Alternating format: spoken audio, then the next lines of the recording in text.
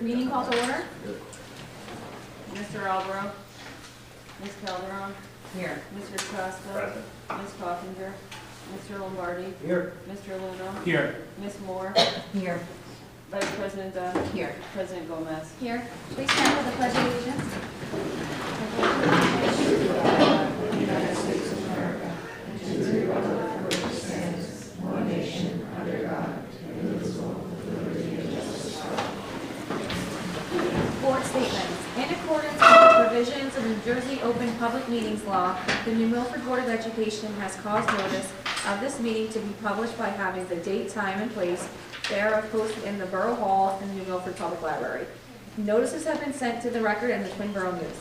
The board announces that under its long-standing policy, it will not discuss in public any comments made by members of the public concerning individual staff members. At this time, please be advised that all cell phones and electronic devices are to be turned off. Meetings of the board are open to the public, and all members of the community should feel free to participate. Before coming to the board, the chain of command should be followed.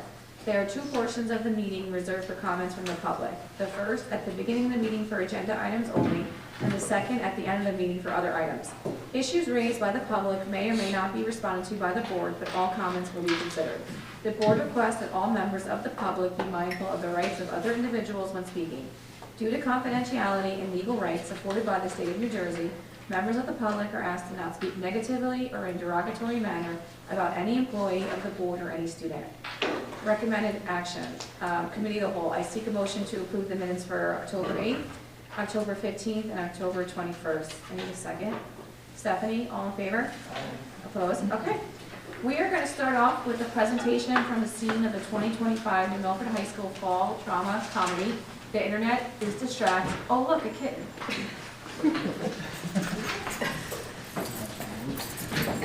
Yes, everyone could take your seats in the audience. We'd like to see our faces.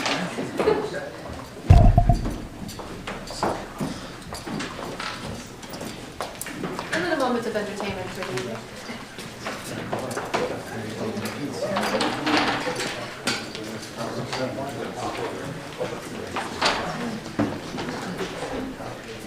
Good evening, everyone, and thank you all for being here.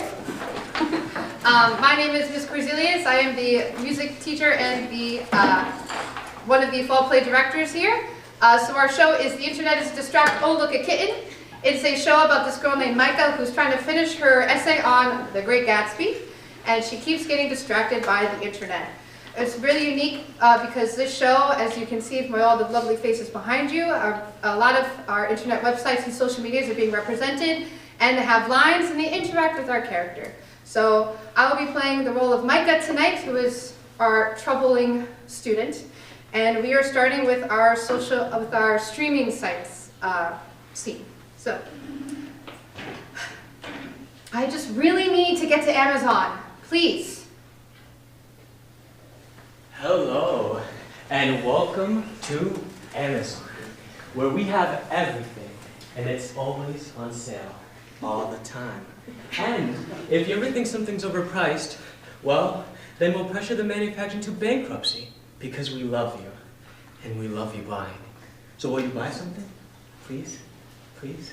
Well, all I really want to do is go to Amazon Prime Video. Sure. Amazon Prime is one of Amazon's most popular features. You get so much free stuff with Prime. I mean, it's not really free. You pay $160 annually, and well, the price goes up every year. But just pretend that's not true, and it will feel free. Anyways, check out all the other free stuff, like Amazon Prime Music, Amazon Prime Reach, Amazon Prime Pet Adoption, Amazon Prime Wigs, Amazon... Well, I really just need Amazon Prime Video. Thank you. You got it. We've got more TV shows and movies than you could ever watch in several lifetimes. Enjoy.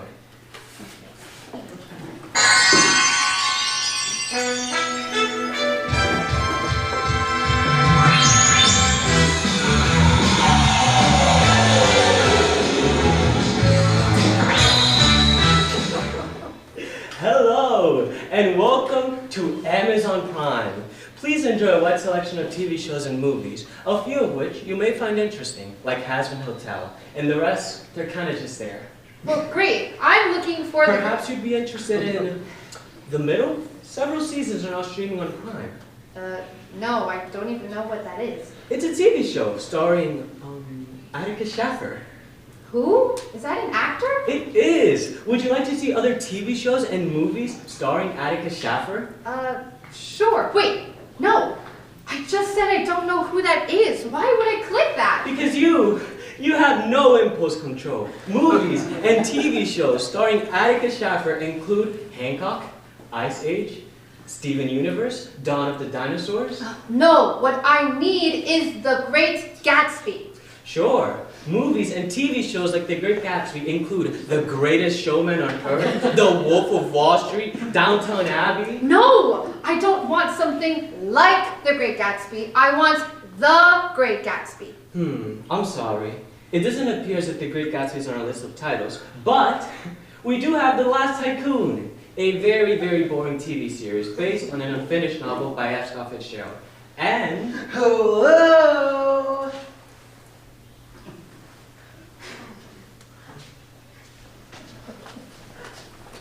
Hold the streaming. Why are you wasting your time watching AP when you've got Hulu right here? I've got all your favorite TV shows. It's network TV, plus movies, plus original series, and commercials. Commercials? That's not a good thing. Sure they are. So what you looking for? I'm looking for The Great Gatsby. All right. Here at Hulu, we've got a number of movies starring Leonardo DiCaprio, who was in The Great Gatsby. Would you like to see Titanic or Romeo and Juliet? No, stop giving me you might likes. All I want is... Hulu! Really?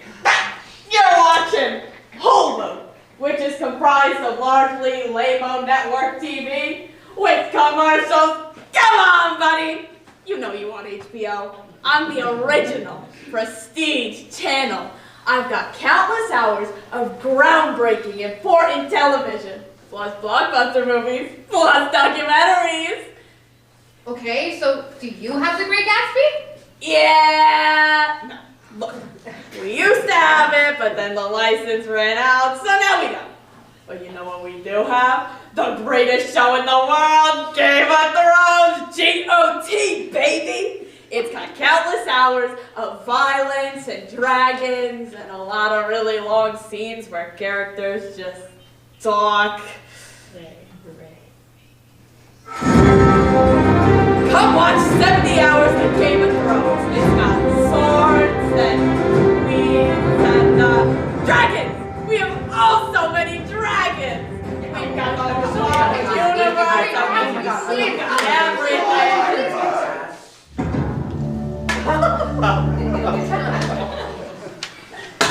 Enough! Enough of this squabbling! Micah, if what you wish is to stream, be it a movie, a TV show, or a documentary, there is no other option. There is no equal. There is only Netflix. Look, it's nothing personal. My friend said that the movie that I'm trying to look for would be on Amazon Prime Video, so I started there. No excuses, Micah! I'm your first and only option when what you want is to watch something. I am the binge-worthy obsession you tweet about with your friends. And I am the only place where you can watch K-pop Demon Hunters. Okay, well, sorry. Can you play me The Great Gatsby? From the 15,000 titles of the great and vast library of Netflix, I present to you Pearl Harbor, which you also might like if you like The Great Gatsby.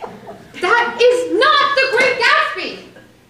Yeah, it is. Sort of. Netflix, are you kidding me? You don't have The Great Gatsby either? Don't you sass me. Don't you dare! We have so much stuff. We are $14.5 billion in debt, just so we can make more original TV shows and movies than anyone else in the world. It's only a matter of time before we make our own version of The Great Gatsby, or all of F. Scott Fitzgerald's work, or all of literature. So just keep streaming. Just keep streaming. No! That's it. I've had it. All of these streaming sites, and not one of you has The Great Gatsby? You're useless. All of you. Get out of here. Don't need you anymore.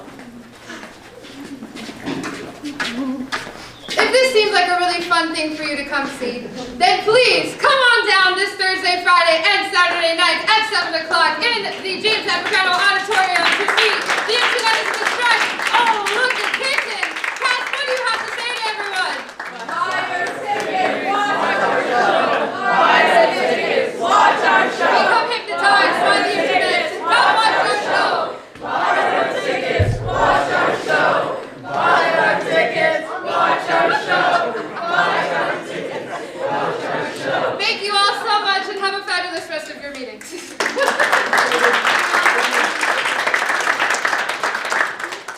Thank you guys so much. Thank you.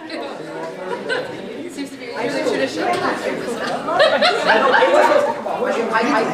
know, right? It's really exciting. You really do stand out in the company. Great to see you. Yes, I played it right before this. Oh, yeah.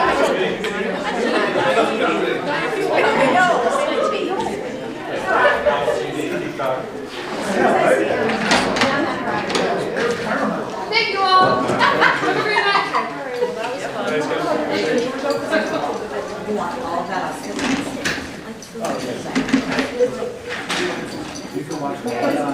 It was good. Somebody's watching the one that came up. There's no rules and regulations. There's no copyright infringement. Oh, I see someone in the audience. I down. Somebody down. Yeah. Hi, Paige. There's multiple publishers, right? So exciting.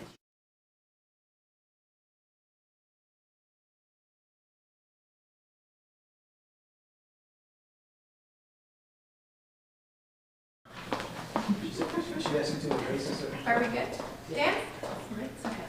Okay, so next we're going to go to the student representative report. Emma Grady. Good evening, everyone.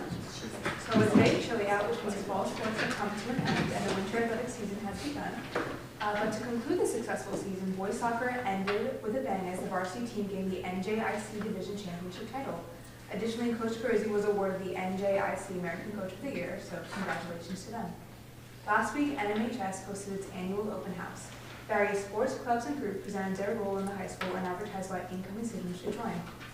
This Thursday is the third annual Student vs. Faculty volleyball game. First, student teams face off against each other in a tournament, and the winner of those teams play the faculty. It's a fun game for players and viewers alike, and more than that, the proceeds go towards a great cause, which is donating to a local food pantry. So good luck to all the players, and may the best team win. This week is Senior Spirit Week, and seniors can show off their class spirit by dressing up according to the fun games coordinated by our grade level officers. Yesterday was Crazy Day, so people dyed their hair. Today was Jersey vs. Jersey Shore. Tomorrow is Country vs. Country Club. Thursday is Anything But a Backpack, which should be interesting. And Friday is Senior Citizen Day. The casting and crew of the fall play, which you just saw, takes the stage this Thursday, Friday, and Saturday. So make sure to get your tickets to see the personification of social media platforms and more. And speaking of the theater, the spring musical will be announced this Monday, following a week of mysterious clues and hints for the students to decode. Yesterday's clue is it takes place in the United States, and today's hint was doubt surrounds me, yet wit breaks the spell. I'm really not sure what that means, but I guess I'll find out later this week. So whatever it will be, I'm sure students will enjoy in the production and enjoy watching it. So that concludes my report for the evening. Thank you. Anyone have any questions or comments? No? We know you're very busy. You do not have to stay. Might want to think about it a little while. I'm out of here. Thanks, Emma. Okay. Now, Mr. Rendicali is going to report on New Milford High School semester assessments.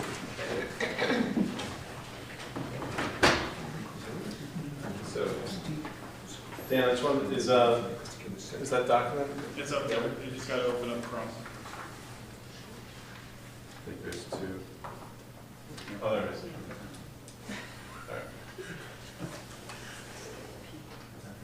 All right. Got a couple of files. Okay.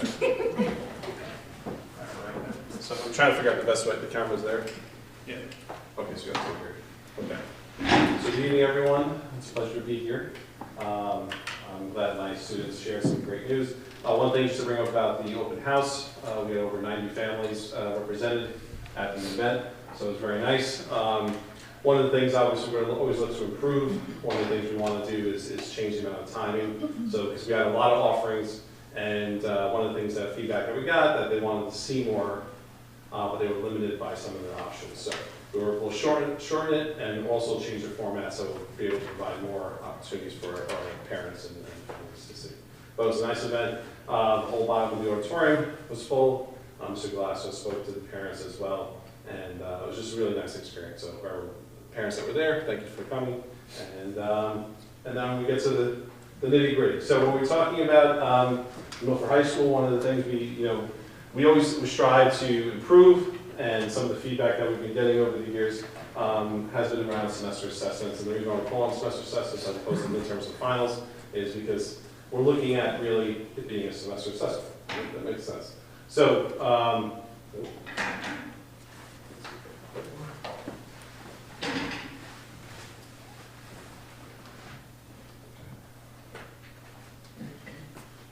there we go. All right, so the rationale behind moving towards it, we did have midterms and finals back in like 2014, I think it was, 2015 might have been the last year that we had midterms and finals. During that time period, if you could think back, I know it seems like a long time ago, but there was a lot of assessment going on. And really the focus was really trying to focus on just the classroom instruction in general. Between the state, all things that were going on, plus the midterms, plus the finals, plus the science assessment. At the time, I think it was like the biology EOC, if you guys want to go back to memory lanes. So there's a lot of assessment going on, and we wanted to focus on just the instruction in the classroom as opposed to all the testing that was taking place. Plus with the new schedule change that happened during that period of time, we just wanted to focus on that. So I was part of that process, and we were not the only school that made changes at that time. If you could think back, a lot of schools had left giving midterms and finals to students. Some made a transition, they got rid of both. Some only got rid of midterms and left the finals. But we decided to do both at that time. All right, so some of the rationale behind moving towards this, we wanted to focus on reintroducing that level of rigor, listening to the community, that the information gave back to us. There was nothing anything formal in the survey, some sense from our students, but some students did, when they did come back, did express that they had a little bit of a struggle adjusting in college and then taking on these long exams because we didn't have them at the time. We did have assessment in the classroom, we still have assessment at this time, but it was more unit assessments, not the level of rigor, especially with the amount of time dedicated to taking assessments, like a 90-minute assessment. So that's what we listened to. So over the past 2 years, okay. I don't know why this is way better something.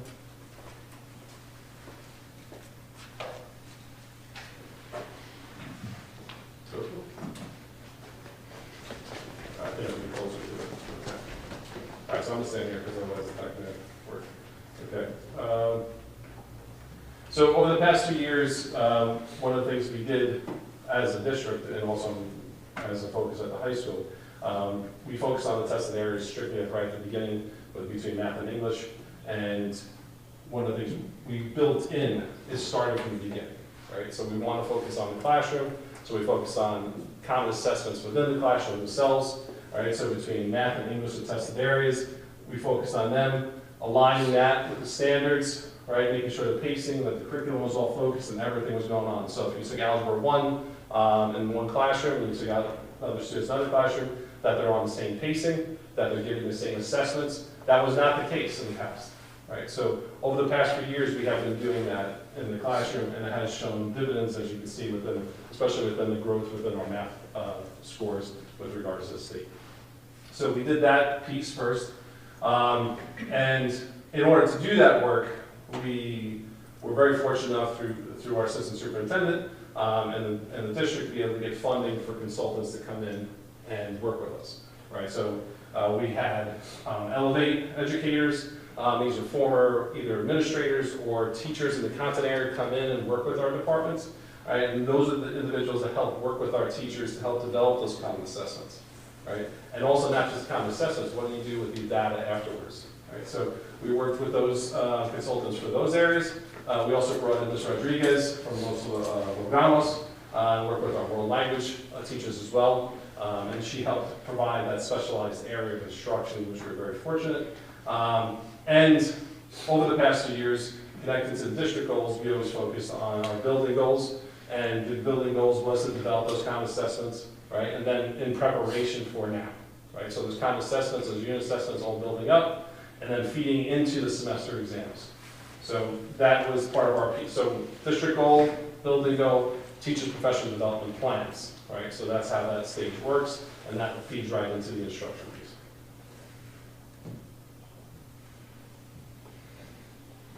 Okay.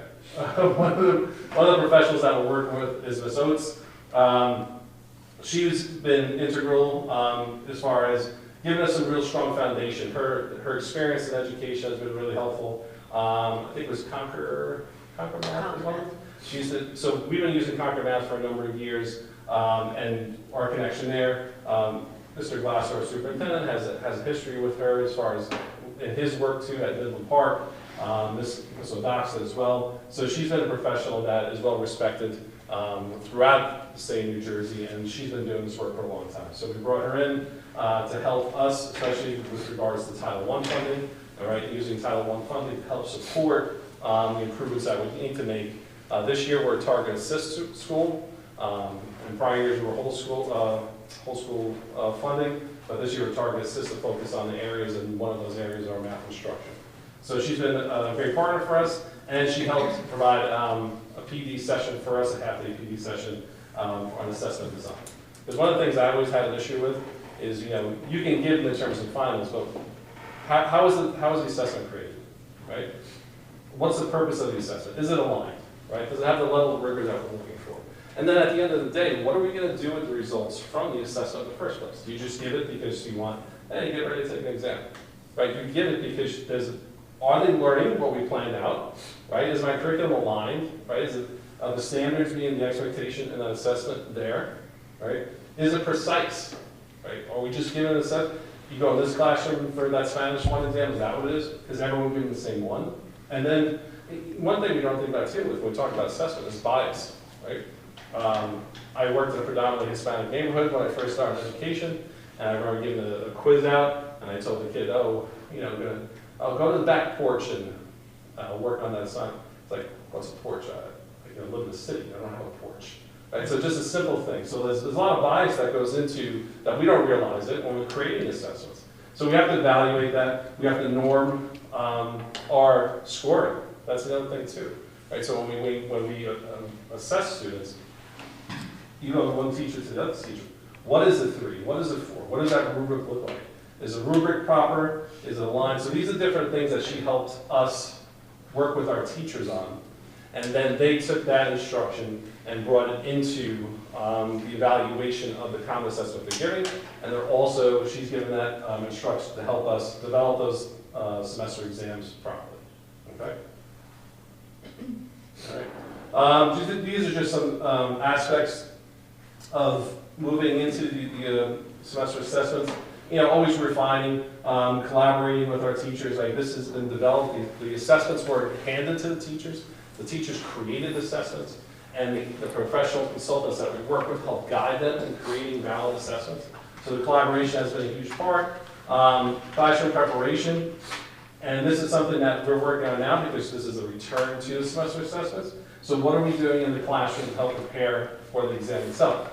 It's not just you show up in January, like here you go, and then let's see how you do. So the common assessments are samples or pieces of the semester assessment. So the questions on there, that level of rigor is going to match what is on the semester assessment in general. All right. There's the rigor alignment we talked about. The consistency amongst departments as well to ensure that there's preparation right before the exam. So prior to the winter break, when that takes place, The students are going to be given information about what's going to be on the exam, not specifically like, oh, do page 2 through 7, right? It's going to be more like, these are the topics we're covering, this is what's happening, you'll have the winter break to get ready and prepare. Some students will take advantage of that, some students will not, all right? And it shows, the proof is in the pudding, as they say. So we're going to give them the opportunity, and then right prior to the exam, one of the things that we're going to be doing is the 2 days before the actual assessment will be review days, especially this first time, right? So as we move on throughout the years, there's not going to be as much kind of like holding, and it's going to be more, there's the expectation, this is what you're going to be doing, start learning that process now, especially since it's the first time. 2 days prior to the exam, there will be review days, there'll be no other assessments being given during that time period, all in focus for the semester assessment. Okay. The way the testing is going to work is people are probably concerned. Each marking period is going to be broken down to 22%, and then each exam is 6%. So it's enough to make it worth it, right? So you don't just blow it off like, ah, this is 2%. Doesn't work anything, right? The 6% is a little bit of a bite, right? But it doesn't crush a student. So it's not something like 10, 12%. So there's different districts do different things, right? Especially in our first time bringing this back, we want to gradually put the level of importance of the exam, right? Remember, the whole point of doing this is to help prepare them for larger assessments when they go into school. So there's not a need to crush them, right? It's really, can I learn how to prepare for something larger? Can I sit for the assessment? Can I find success doing it? We feel that the 6%, that wasn't just me saying 6%. This was a discussion with teachers, our department liaisons as well, to help develop that number. Okay. The way the schedule is going to work right now, these are the dates that we're working on. So it's going to be the end of January, so you're looking at the end of the second marking period. So the assessments are going to be given, and then there'll be time developed for rating, time enough to give those assessments back to students, to review them, right? Not just, here's your grade and we move on, right? Let's go over it. What are the areas that you struggled most with? What do we got to focus on now, remainder of the second half of the year, right? So when you take the second semester assessment, that you're prepared, all right? So, and then it's time to get the grades in and move forward. It's the end of the marking period, I believe it's like February 2nd or 3rd, something along those lines. So the exam starts at 9 a.m., so 9 to 11, then lunch, and then it'll be the second exam. So we do 2 exams a day, followed by the periods that the schedule runs. All right. Students in AP courses. So this is a really good opportunity. One of the things we have struggled with AP courses is enough time to do practice assessments. So twice a month we run extended blocks with our current schedule, so that's not a great opportunity. It's about 87 minutes to kind of get paranoid, but this is be a 90-minute assessment, so it's a great practice run for the AP classes. They're going to be doing the AP practice test during that time. They're not going to be taking a test that's created by our teachers. So they're going to do AP practice tests the first half of the year, and then one of the other things we do those. So all classes for the first semester will be coming in. They will be coming in. Not all classes will be taking assessments, right? Everyone's going to be doing something.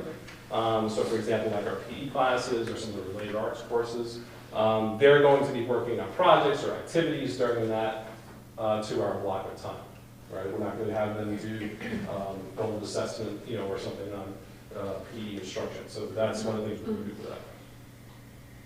That's what it looks like. So you have 2 exams a day, like I said, and then that'll be the run through, and then we have makeups here. Right, so the students will be able to do makeup tests if someone's sick or if they miss, and then even after that time, because sometimes kids miss a couple days, right? So when you're given a 2-hour or 90-minute exam, it's not easy to be able to do it. So we're going to work with our guidance department, working with Ms. Knudsen as well to help facilitate, and we'll be able to provide makeups during that period of time right after. And then the second, so let me get back to the first semester. One of the things to note, currently right now there's a 50 failure floor, 3 F's in a row. That's not easy for an Italian. So right now that's what we currently have. So when we talk about the exams and the assessments, that will apply, all right, it will still apply. So if there is something like, something happens, a kid bombs an exam, we're still gonna follow our protocol that we have in our current grading right now. All right, so that's for the first half of the year. The second half of the year, it'll be 2 exams, is the same thing.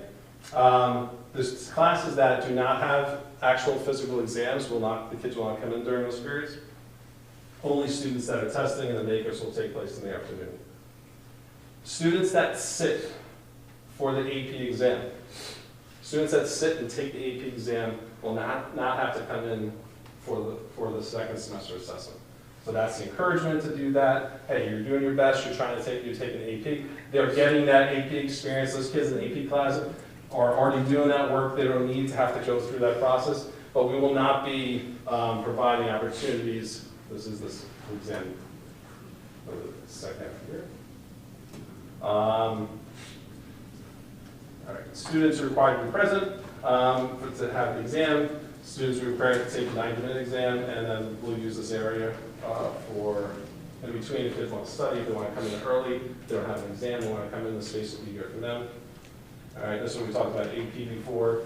So there'll be no general exemption. Some schools, like if you have a certain GPA, or if you have a certain grade point average within the class, like for example, I have 95 or better, I don't have to sit for the exam. Some schools do that. This is the first year back, we're not going to do that. Right? Get used to taking an assessment. That's something we can entertain later on, as the years go on. But for right now, that's not going to be the case. We talked about the AP example before. Okay. Linkit. So I don't know if you guys know about Linkit, but we use Linkit as a way for data warehousing for our assessments. Our math and our English classes are more advanced with regards to the use of Linkit in the classroom. We have benchmark assessments that we provide that keeps us in line. Those benchmark assessments are created from the state. So for example, we use practice assessments that those benchmark exams are created by Linkit, and that gives us a great feedback on our development and our progress for our students.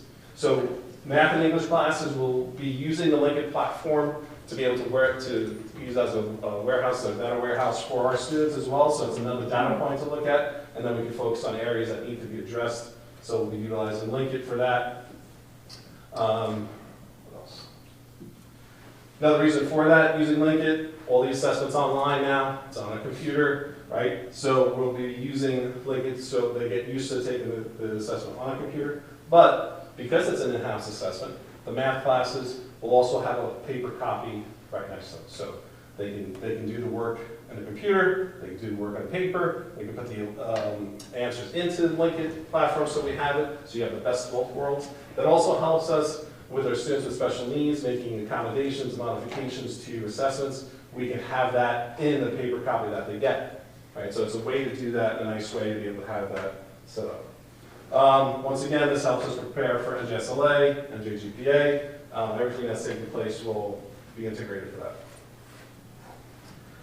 Just some things that we're looking for, right? The feedback to the students, feedback to administration, feedback for teachers as well. To make it better, we're going to use the data from the assessments to help improve and target areas. The feedback to the students is extremely important, so that'll be some of the areas that we focus on. And then we can look on the areas that we have to remediate, right? What areas do the students struggle with the most, right? That'll help determine our plans as we move forward. And then we can see students that do really well, right? What do they need? How can we make it even more rigorous for them, or do extension activities to help develop those students more? Okay, so I took a long time, so I apologize for that. But questions for me that you may have? Yes? Hi. First, thank you for this, because this is something that came up in our curriculum meeting, and I'm glad to see it back, because college students have said that this has been an issue, and I'm happy to see that we're doing something about it, so thank you. My question is, the retake policy, if a student does poorly on a test, does that apply to this? No. This is too large of a situation for retakes, the amount of time that needs to be done. So that's why what we put in place with the smaller percentage of the assessment and the 50 failure floor, it becomes there. And we're always flexible, right? So we wouldn't be able to do retakes for semester exams, you know, and that's the thing too. The one thing that we try to do is create that balance. We want to be able to provide a lot of support for our students here, but we also want them, you know, they're going to come to hit that harsh reality sometimes when they go, when they leave here, there's no retakes, you know, so we balance it enough within the school year, so that this is going to be something that is it's going to be tough, right? That adjustment, right? And it's hard for them, like, wait, how am I going to do this? You know, and like, there isn't a retake there, right? And the other thing, just so to make everyone aware, our retake policy has been modified this year. We only provide one retake per marking period now. Okay, so like, you have to make a choice as a student, like, I have to prepare, right? Because it was in years past, it was like, oh, I'll do a retake and I'm good. No, so you have one per marking period, prepare, study, get ready, and then if you need the retake, it's there to help you, but not as much. So for this is the step up. So to be able to provide retakes for the semester exams would kind of be counterintuitive for that. Okay. I have a couple questions. Sure. So what is the difference, and is there one? And I'm asking for the benefit of really the public, right? What's the difference between, you know, what we're calling the assessments now, and like the traditional midterms and finals that, you know, that have been, you know, that were given out back in my day? Sure. So it's a good question. Listen, I've been here a while, I've been in education for a long time, and I remember seeing what assessments were, right? And probably when you were here, 99 multiple choice questions. It was 2 short answer questions, 1 long open spot, and that was it. And they gave it to you. You did very well because, you know, a lot of it's memorization, right? So that you just do that, and then you get it back, and then you get a grade, and you did well, and there wasn't, so that's the way assessment used to be, right? Assessment is different now. It's number one with regards to what we're doing. And the reason why I'm saying semester assessments and not the midterms and finals, because it's not cumulative, right? Your second semester, just like college. When you go to college, you have a semester. You don't have a full year of courses and here, take a test. You know, that's not the way it is. You go in for a semester, you learn the material, they check to make sure you know that, and then you go to the next semester and we'll do that, right? Obviously, it's different. We're doing it, it's a continuity, right? But the material that is focused will be only as a semester to kind of mirror what students will be experiencing in college. And the questions and how they're developed through the assessment creation, right? We're looking at varying what's being given, right? And the rubrics that were created, like when you have rubrics now, like back in the day it was an answer key. Now we have rubrics. Yeah. Now we have rubrics, so like, you know, there's multiple factors within that to be able to get a grade student. And then the key here too is to ensure that the rubrics that are being used are normed so that, for example, you teach one class, it's the same class, let's use the same rubric. What are our expectations here? Especially like in English, let's say. You're working on an extended response or an open or cold read and you have to write about it. Like, if I don't grade the same way the person next to me is grading, that creates a disparity in what we're doing. So rubrics, right, more developed with flexibility, have helped to improve assessments, right? It's not just, do I know this, do I not know this, and that's it. You know, and have a check, or check plus on things. So that's, in a sense, that's improved.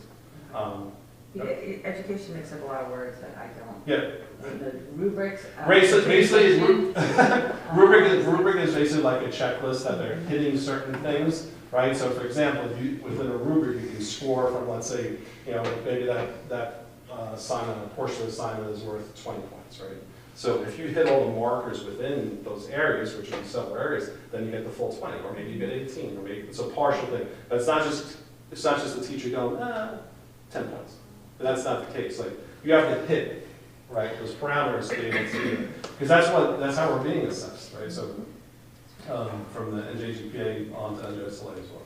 So one question that's semi-related, but only not as far as assessments and testing, but I think in the kind of the vein of getting our kids prepared for college, right? There are some districts, and I'm not exactly sure what the scheduling here is in the high school, but there are some districts that are moving towards that kind of college-style schedule, right? Where you have a student that will, you know, you'll meet for English and math on Tuesdays and Thursdays, like in a typical like college schedule. and then, other subjects and other, on other days. Is there any, and this is probably for, Ms. Dotskin, is there any discussion of a shift?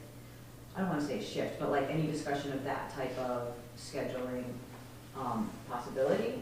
So we're currently entertaining and looking at schedule options. I was here when, I came in. Yeah. I was here as a vice principal in 2007, 2009, no, 2010. And then I left the North Arlington and then I came back. So when I came back with Ms. Shanley and Mr. Flitzy, they were looking to make changes and do something different. But one of the restrictions that we ran into was a financial thing. So like when you change schedules, you have to really ensure that, hey, if I add or change the schedule, how does it apply with the contract? How do I have my preps? Can I run the schedule with enough teachers? Do I have to hire teachers, right? So there's a lot of things you have to look at when you go and move changes, right? So I've had a long time of experience with this, so Alvaro knows.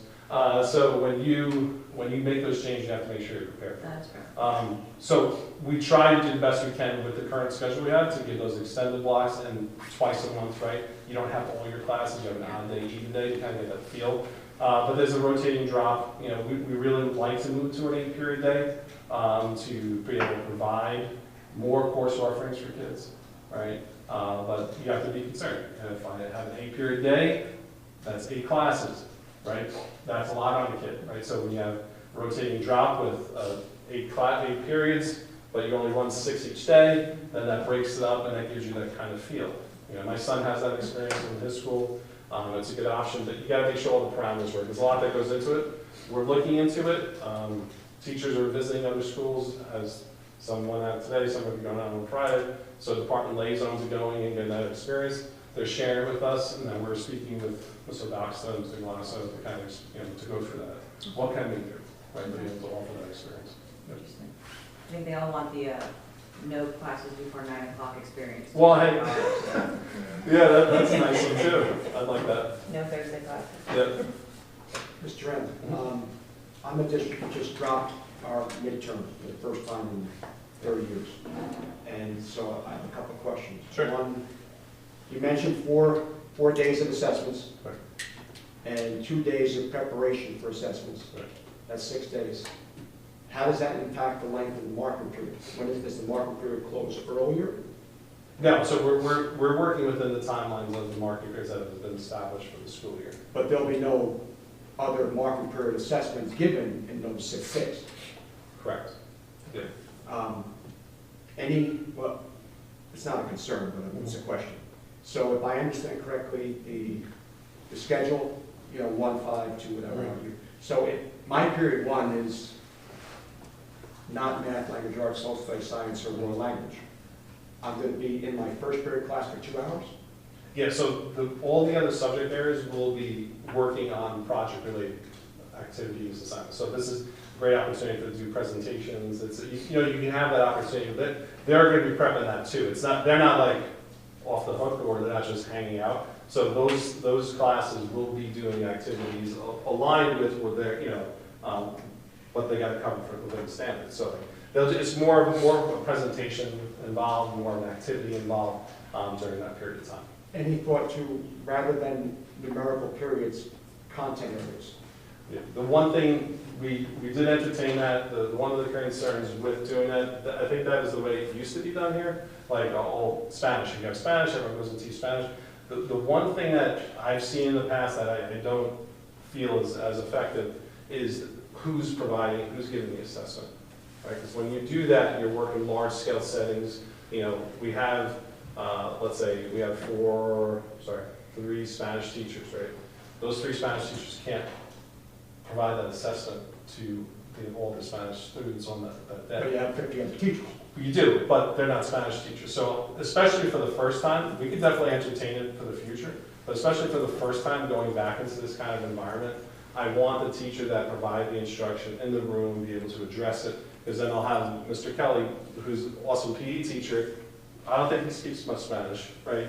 Be able to look at that assessment and go, what do I do with this? What's required here? So for this first year, this would be the plan that we felt most comfortable with, because, and I understand what you're saying, because of the extended amount of time, You do lose a couple of days to be able to do that, but we feel that the value in the preparation for this assessment is worth it. But definitely a valid point and something that we can entertain in the future. Thank you. Yep. Does anyone else have any questions? Well, thank you for the presentation. Thank you. Just leave that? Yep. Okay. Thank you. Okay, moving on to the superintendent of schools report, Peter Galasso. All right, two great presentations. One, I will be going to on Thursday. It plays, the Internet is Distraction plays Thursday, Friday, and Saturday, I believe, correct? So I'll be going to the Thursday show, hopefully with my wife, consider it a date night. Two birds with one stone, work and pretty good. You said that out loud. She's out. And thank you, Mr. Manapulli, for taking time out of your night to be here and do that. We are excited about the midterms. One thing that we've been promoting, Mr. Manapulli like that, Mrs. Dossett like it as well. We do talk to students a lot. And last year, my first year, I was talking to students a lot. I was going into Mr. Wilson's class and other classes, and I brought up midterms and finals right away. And their first thing was, okay, we understand, but we're going to be stressed. They said it right away. Sounds very stressful. Stress is part of life, though. And how I phrase it to them is, how many people are going to college? And I was talking to AP students, and every single hand went up. I was like, you're going to get these in college.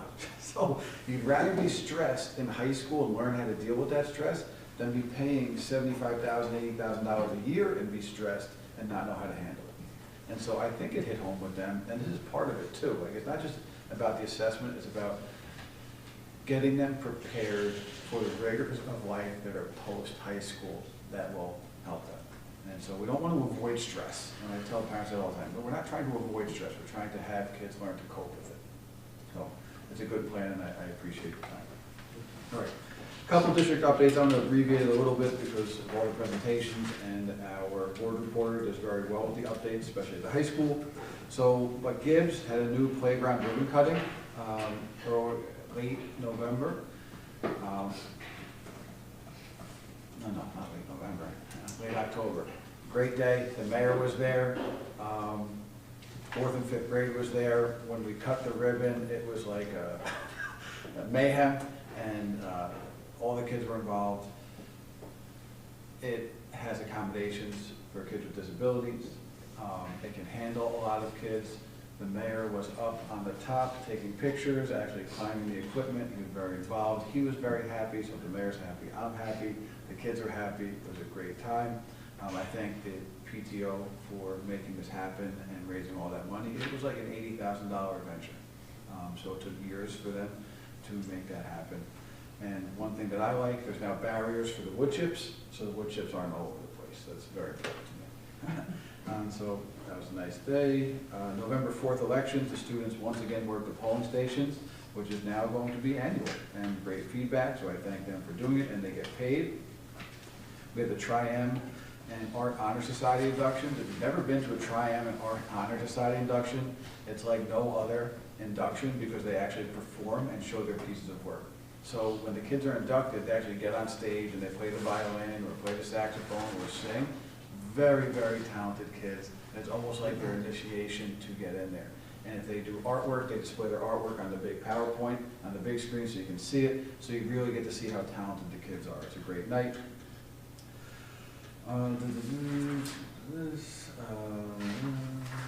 Sports, there was a little update. I do want to say we did have a very successful fall season.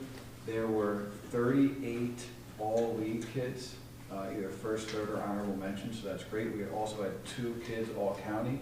One kid was Jake Johnson for football. He was first team all-county, and then Kobe St. Hilaire was second team all-county for football as well. The winter season is now beginning. We have swimming. We co-op with Waldwick. We have co-ed bowling. We're always looking for bowlers. If you'd like to bowl, please contact myself directly, Mr. Menapelli, Mr. Riccadelli. We would like bowlers, please. We have boys and girls baskets. We have winter track. We have hockey, which we co-op with Denver Stolterpan, and we also have wrestling at the high school. So please get involved. There's still time to join. Upcoming events, we have Short session for Thanksgiving recess coming up on November 26th. We have New Milford High School Winter Band Orchestra Concert on, December 11th. December 17th, we have the DO Winter Concert. December 18th, New Milford High School Choral Concert. And of course, again, the fall drama is this week, so I look forward to seeing you there. That's all for my report. Thank you. Thank you. Does anyone have any questions? Okay. Assistant Superintendent Report, Lauren Doxler. I just want to thank Mr. Minipelli for preparing the slides and coming this evening. I think you skipped over it a little bit in the beginning, the 2 years in the making. Yep. So the amount of work that Mr. Minipelli and his team put into getting to this point was a tremendous effort on their part. Beginning with the new standards that we had in 2023 in English, language arts, and math specifically, and the time that our teachers spent in learning the new expectations, fine-tuning their instruction, and then getting to the point where they could build the assessments and then reinstitute this practice. It really was a team effort and a time well spent. Someone asked what's different. I think it's important to note that the intention behind removing the midterms and finals, the traditional ones that we know, the traditional midterms and finals that we all took when we were sitting in classrooms were really like make or break assessments, right? The weights were so great that it would be mathematically impossible at times for students to recover from performing poorly on one of those assessments. So I know that Mr. Minipelli and his team paid a lot of attention to the weights that he shared with you and ensuring that we're supporting students. And the use of Linkit is also different because not only is that aligned to the New Jersey student learning standards, but it also gives us a growth measure, right? So we're able to look at our students over the course of time and we're able to view how they're progressing towards meeting great course level expectations. So I don't have a formal report this evening, but thank you so much for coming. And I kept it brief tonight because we were heavy with presentations. Thank you. Okay, Business Administrator Report, Stephanie Kuchar. I do not have a report this evening. Oh, okay. Any liaison board committee reports?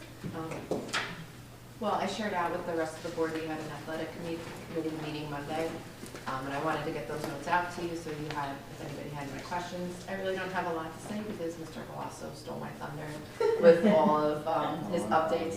It's all right. So that makes my job easy, but if you have any questions, please feel free to email me. Okay. Anyone else? We had a meeting, it's confidential. And facilities. I said that report. Perfect. Any correspondence? There is correspondence this evening. Oh. It's to accept the letter from the Archdiocese of the Syrian Orthodox Church for the Eastern United States, and would like the consideration of Easter Monday to be a day off in the district calendar. Okay, thank you. All right, so moving on to seek a motion to open to the public for items on the agenda as outlined in the New Milford Board of Education bylaw 0167. Each statement made by our participant shall be limited to 3 minutes. Need a motion? Joe, seconded by John. All in favor? Aye. Opposed? Okay, I seek a motion to close to the public. Stephanie, seconded by Nicole. All in favor? Aye. Opposed? Okay, board action. I seek a motion for BA 25-26.20, .21, .22, .23, .24. I need a second. Joe, all in favor? Opposed? Educational Programs and Curriculum Committee, Stephanie Carpenter. I make a motion to seek approval for C25-26.19, .20, .21, .22, .23. Need a second? Andrew, all in favor? Aye. Opposed? Okay, personnel, having the recommendation of the superintendent, I seek a motion for P25-26.46, .47, .48, .49, .50, and .51. I need a second. Stephanie? Do a roll call. Mr. Albro? Yes. Ms. Calderon? Yes. Mr. DeCosta? Yes. Ms. Coffinger? Yes. Mr. Lombardi? Yes. Mr. Luna? Yes. Ms. Moore? Ms. Vice President Dunn? Yes. President Gomez? Yes. Okay, Finance and Facilities Committee, Cheryl Calderon. Okay. I take a motion for approval of F25-26.85, .86, .87, .88, .89, .90, .91, .92, .93, .94, .95, .96, .97, .98, .99, .100, .101, .102, .103. We need a second. Joe, all in favor? Aye. What? Can you ask a question again? I wasn't this, I just wanted to make sure that what we just approved is not part of what we're discussing in close. No, it's not. Okay, I just wanted to. Okay. Okay, I'm like, wait a second. Yeah, no. Okay, make sure. Okay. Athletics Co-Curricular Committee, Nicole Dunn. I seek a motion for AC 25-26.5. I need a second. Andrew, all in favor? Aye. Opposed? Okay, Policy Committee, Anthony Albro. I wish to make a motion for the adoption of the second reading of the following policy regulations. So this is resolution POL 25-26.4, which also includes the abolishment of policy 1648.15 because we're out of COVID. Need a second? Cheryl, all in favor? Aye. Opposed? Okay, any old business? Any new business? Any board member requests for additional information? Okay, closed session. It is hereby moved that, I apologize, we need to open it to the public. oh. Okay, I'll just read the other. Sorry, guys.